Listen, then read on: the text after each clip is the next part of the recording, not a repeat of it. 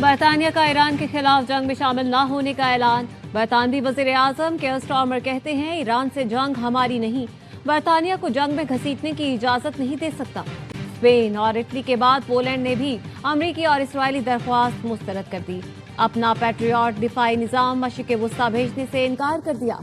Polish وزیر دفاع نے کہا پیٹریاٹ بیٹریاں اور ان کا اسلحہ پولینڈ کی فضائی حدود اور نیٹو کے مشرقی محاذ کے دفاع کے لیے استعمال ہو رہا ہے۔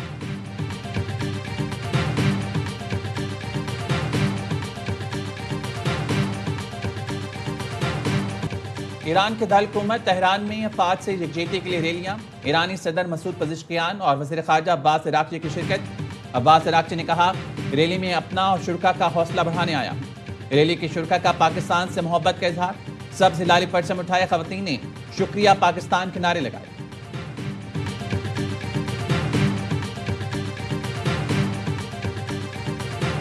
پاکستان اور افغانستان کے درمیان سفارتی بات چیت چین کے شہر اورومچی میں شروع۔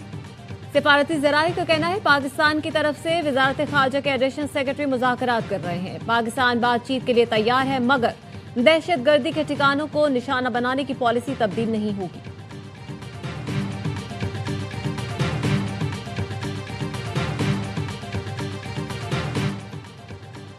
امریکہ اور اسرائیل حملے نہ کرنے کی ضمانت دے تو جنگ ختم کرنے کو تیار ہیں۔ ایرانی صدر مسعود پزشکیان کی یورپی کونسل کے صدر سے فون پر گفتگو، کہا صورتحال کو معمول پر لانے کا واحد حل یہ ہے کہ حملہ آور اپنی جارحانہ سرگرمیاں بند کریں۔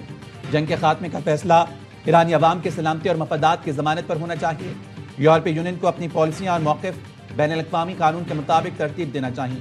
انٹونیو کوسٹا نے کہا کشیدگی کم کرنے کے لیے سفارتی کوششوں میں مدد کرنے کو تیار ہیں۔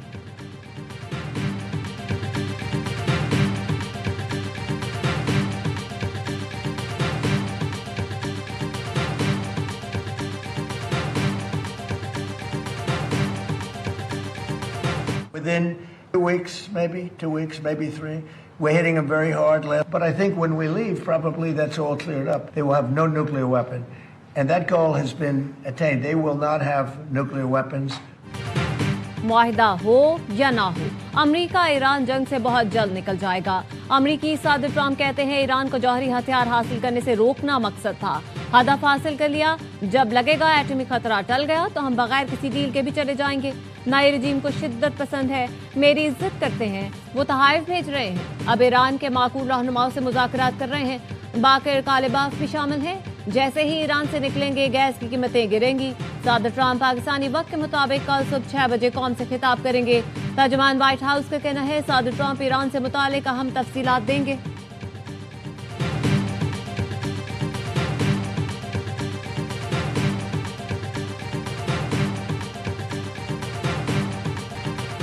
ایرانی وزیر خارجہ نے امریکی نمائندے سے رابطے کی تصدیق کر دی لیکن مذاکرات سے انکار کر دیا۔ عباس عراقچی نے کہا پہلے کی طرح وٹکاف سے بھی براہ راست پیغامات موصول ہوئے ہیں۔ پیغامات کے تبادلے کا یہ مطلب نہیں کہ تہران واشنگٹن سے مذاکرات کر رہا ہے۔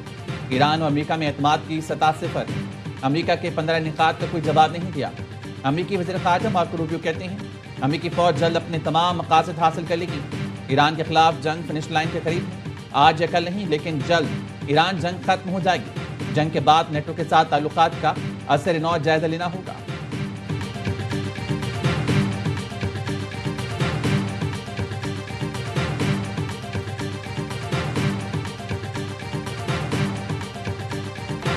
اسرائیلی فوج کا ایرانی شہر محلات میں القدس فورس کے اہم عہدیدار مہدی وفائی کو نشانہ بنانے کا دعویٰ۔ گزشتہ روز کیے گئے حملے میں 11 افراد شہید ہوئے تھے۔ مہدی وفائی القدس لیبنان کور کے انجینئرنگ شعبہ کے سربراہ تھے۔ 2 دہائیوں تک لیبنان اور شام نے زیر زمین منصوبوں کو آگے بڑھایا۔ IDF کا کہنا ہے تہران پر کیے گئے وسیع حملوں میں حکومتی انفراسٹرکچر کو نشانہ بنایا گیا۔ ایرانی حکام کا کہنا ہے خرم آباد میں امریکی ساختہ لوکاسٹ ڈرون مار گرایا۔ بو شہر میں موسمیاتی سہولت سینٹر پر حملے میں 2 افغان ورکر زخمی ہوئے۔ اصفہان میں مبارک اسٹیل انڈسٹریز کو نشانہ بنایا گیا۔ چہار محل اور بختیاری میں پلین وائٹ اسٹیل کمپلیکس پر فضائی حملہ ہوا۔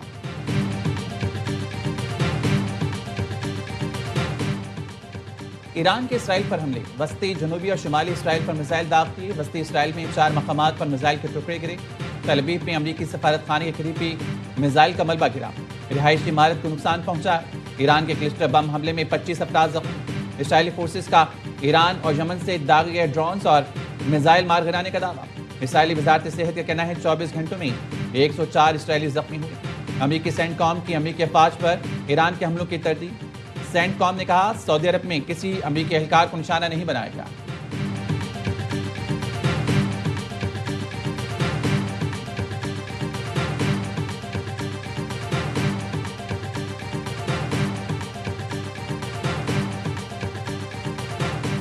ایران کے خلیجی ملکوں میں امریکی تنصیبات پر حملے۔ قطری وزارت دفاع کا کہنا ہے ایران سے 3 بیلسٹک میزائل داغے گئے، 2 کو مار گرایا، تیسرے میزائل نے قطر انرجی کے آئل ٹینکر کو نشانہ بنایا۔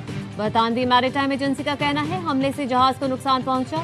متحدہ عرب امارات کے علاقے فجیرہ میں ڈرون کا ملبہ لگنے سے بنگلہ دیشی شہری جاں بحق۔ بحرینی وزارت داخلہ کے مطابق ایران کے حملے میں ایک کمپنی میں آگ لگ گئی۔ سعودی وزارت دفاع کا کہنا ہے چند گھنٹوں کے دوران 2 ڈرونز مار گرائے۔ کویت کے عسکری حکام کا کہنا ہے 24 گھنٹے میں 5 بیلسٹک میزائل اور 7 ڈرونز مار گرائے۔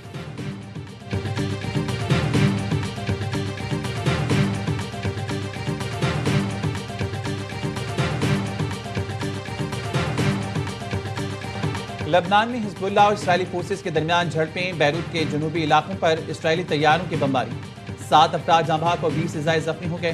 جنوبی لبنان میں حزب اللہ کے جنگجوؤں نے اسرائیلی ڈرون مار گرایا، جس کی IDF نے تصدیق کر دی۔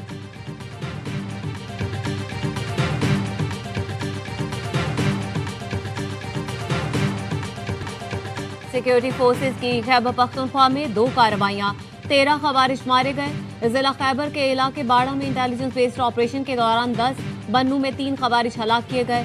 ISPR کا کہنا ہے ویژن عزم استحکام کے تحت دہشت گردی کے خلاف کارروائیاں جاری ہیں۔ صدر، وزیر اعظم اور وفاقی وزیر داخلہ کا سیکیورٹی فورسز کو خراج تحسین۔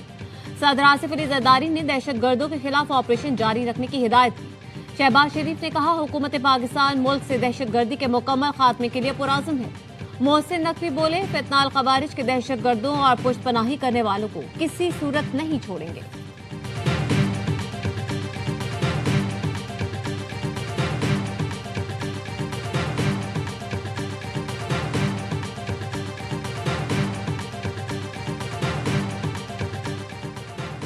وزیر اعظم شہباز شریف سے عالمی ڈیجیٹل آپریٹر ویون گروپ کے CEO کے وفد کے ہمراہ ملاقات۔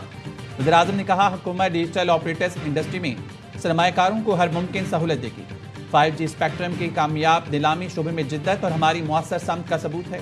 پاکستان IT میں جدت اور عالمی سرمایہ کاری بڑھانے کے لیے جامع حکمت عملی پر کاربند ہے۔ گروپ کے CEO نے حکومتی کاوشوں کی تعریف کی۔ وزیر اعظم کی زیر صدارت ملازمتوں کے مواقع بڑھانے سے متعلق اجلاس۔ وزیر اعظم کی اصلی تقاضوں کے مطابق نوجوانوں کو تکنیکی اور فنی تربیت دینے کے لیے اقدامات کی ہدایت۔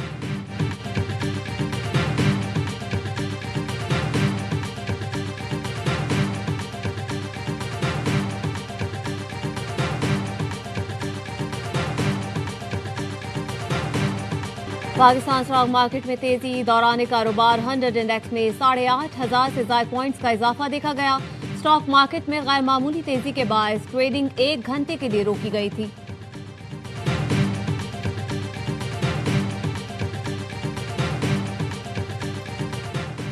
علی ظفر کے دعوے کا جھوٹا اور بے بنیاد ثابت کرنا میشا شفیع کی ذمہ داری۔ شواہد کی روشنی میں میشا شفیع کا ارتقاء عزت کا بیان دائر میں آتا ہے۔ لاہور کی سیشن عدالت نے ہرجانہ کیس کا تحریری فیصلہ جاری کر دیا۔ کہا علی ظفر پر حراست کرنے کا الزام درست ثابت نہ کیا جا سکا، یہ بھی ثابت نہ ہو سکا کہ الزام عوامی فلاح کے لیے لگایا گیا۔ ان الزامات سے علی ظفر کی ساکھ کو نقصان پہنچا۔ عدالت میشا شفیع کو 50 لاکھ روپے ہرجانہ ادا کرنے کا حکم دیتی ہے۔ مستقبل میں میشا شفیع الزامات کو براہ راست یا بالواسطہ نہیں دہرائیں گی۔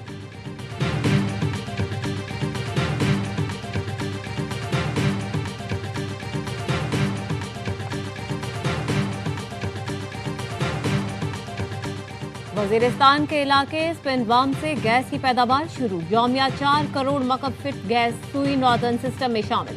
وزیر پیٹرولیم علی پرویز ملک نے گیس پیداوار کا افتتاح کیا۔ کہا پاکستان بہت چیلنجنگ وقت سے گزر رہا ہے۔ عالمی مشکلات کے باوجود ملک میں انرجی سپلائی چین بحال رکھی۔ عالمی سطح پر تیل کی قیمتیں زیادہ ہیں جو مزید بڑھ سکتی ہیں۔ LNG سپلائی رک چکی ہے۔ مقامی گیس کی سپلائی کی ہر ممکن کوشش کر رہے ہیں۔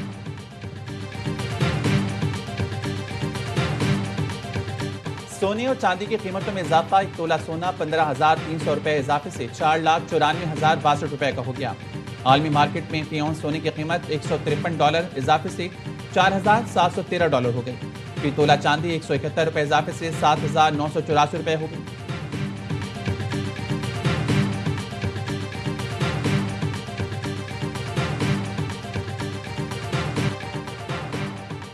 وزیراعلیٰ سندھ کا عوام کو براہ راست حکام تک رسائی فراہم کرنے کا فیصلہ۔ پبلک کمپلینٹ سیل 919 عوامی شکایات کے ازالے کے لیے متحرک۔ مراد علی شاہ نے کہا، عوامی مسائل کا فوری حل ہماری اولین ترجیح ہے۔ ہر شکایت پر بروقت کارروائی یقینی بنائیں گے۔ روزانہ صبح 9 سے شام 5 بجے تک عوامی شکایات کی سماعت ہوگی۔ وزراء، ترجمان، مشیر اور معاون خصوصی کمپلینٹ سیل میں عوامی شکایات سن کر حل کریں گے۔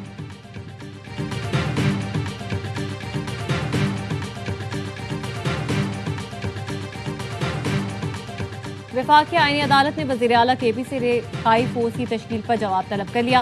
سہیل آفریدی کو 10 دن میں جواب جمع کروانے کی ہدایت۔ عدالت نے وفاقی حکومت کو بھی نوٹس جاری کرتے ہوئے جواب مانگ دیا۔ کہا، وفاقی حکومت یقینی بنائے کہ فورس کی تشکیل میں آئین و قانون کی خلاف ورزی نہ ہو۔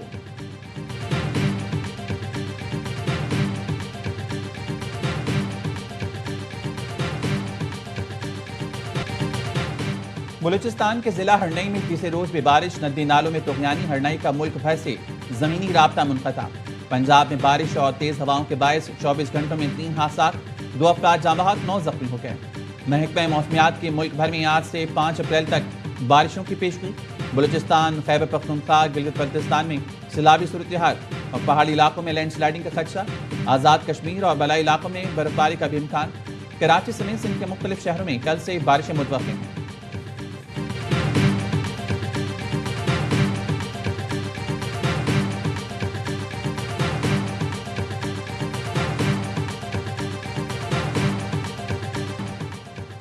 اسرائیلی حملے میں جان سے جانے والی آسٹریلوی امدادی کارکن کے لیے 2 سال بعد بھی انصاف کی تلاش۔ آسٹریلوی وزیر خارجہ کا سماجی رابطے پر زومی فرینکوم کو یاد کرتے ہوئے پیغام۔ آسٹریلوی حکومت نے تحقیقات کا مطالبہ دہرایا۔ کہا، زومی اور دیگر 6 ساتھیوں کی موت کے بارے میں مکمل وضاحت ضروری ہے۔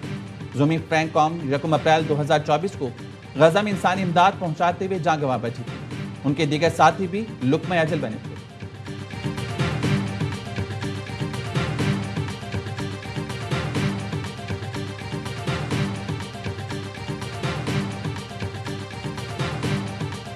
آئی پی ایل کانٹریکٹ فائدہ مند نہیں، وہاں صلاحیتوں کے حساب سے معاوضہ نہیں ملتا، کانٹریکٹ کی مدت بھی طویل ہوتی ہے۔ آسٹریلوی اسپنر ایڈم زمپا کی ARY پوڈ کاسٹ میں گفتگو۔ کہا، میں آئی پی ایل مزید نہیں کھیلنا چاہتا تھا، اسی لیے بھارتی لیگ سے دستبردار ہو کر PSL کھیلنے کا فیصلہ کیا۔ اب تک میرا جتنا وقت گزرا میں اس سے لطف اندوز ہوا ہوں۔